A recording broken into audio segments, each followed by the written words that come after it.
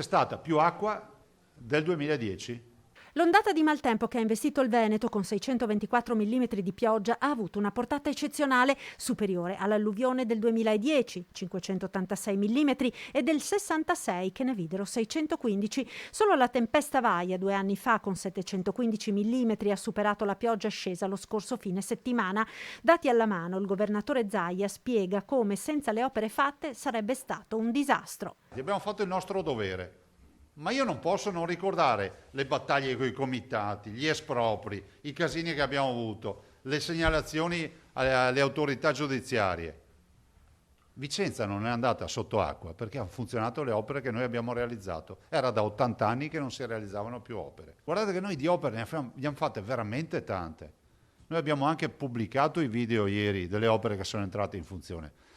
Dette in soldoni, se non c'erano quelle opere, città come Vicenza andavano sotto acqua ieri. Le opere hanno funzionato, quindi è la dimostrazione che le opere salvano la vita alle persone, tutelano il dissesto idrogeologico e fanno economia, ma non solo perché sono dei cantieri che vengono pagati, perché nel 2010 noi 235 comuni li abbiamo paralizzati. Con 46 mm di pioggia in meno, prosegue il presidente del Veneto, con l'alluvione del 2010 andarono sott'acqua 235 comuni e 10.040 fra famiglie ed imprese. Questo non significa che ieri non ci siano stati danni. Se dovessi fare un calcolo così, spannometrico, che abbiamo visto stamattina con l'assessore, qui siamo già verso $500 miliardi di danni.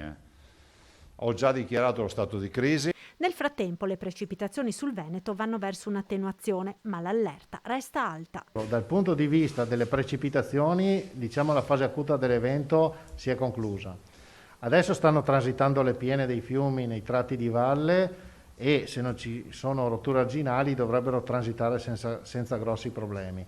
Però dal punto di vista del rischio valanghe e dal punto di vista del rischio geologico, cioè le frane, avendo avuto precipitazioni rilevantissime, addirittura superiori a quelle del 66 e del 2010, ci aspettiamo che possa esserci ancora qualche altra frana. Per questo il presidente Zaia rinnova l'appello a non andare in montagna se non per ragioni di comprovata necessità. Fate dall'altra parte le storie di Instagram, lì non ci serve, cioè il turismo del macabro non ci serve. Abbiamo bisogno che i nostri operatori lavorino in sicurezza, probabilmente si utilizzeranno anche cariche dinamite per far saltare massi che sono più grandi di questa stanza.